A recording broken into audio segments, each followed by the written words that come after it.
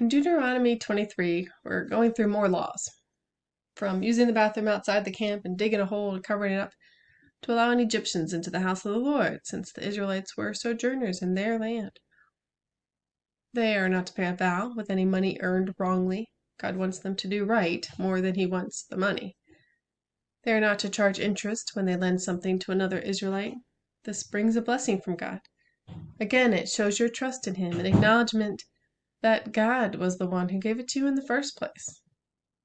It talks about neighbors sharing and how it's okay to pluck grapes from a vine you're passing, but it's wrong to be greedy and take some in a bag for later. That crosses the line from freely sharing to stealing.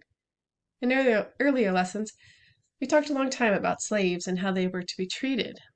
Here we are told how an escaped slave is not to be returned to his master. I can't help but think of the horrific law made in America where slaves were to be returned to their owners. It was directly against biblical principle. I again see God's heart in knowing how an escaped slave left for a reason, since he did so at great risk. The life is valued more than the property. They are also told to be careful what words they speak, because if they make a vow to God, they will be expected to fulfill it.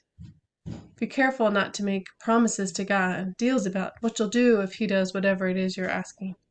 He will remember what you said, but you may not once you've gotten what you wanted and move on with your life, not feeling the burden anymore. We're supposed to love God's law. Here's a little song our family sings based on Psalm 19. There is great reward in keeping the law of the Lord, for the law of the Lord is perfect. The law of the Lord is sure and right. The law of the Lord is pure and true. It's more desirable than gold.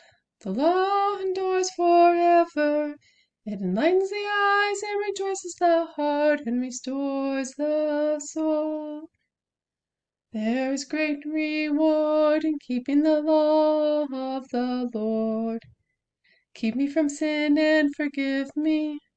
I have been forgiven much. Let my sin not rule over me.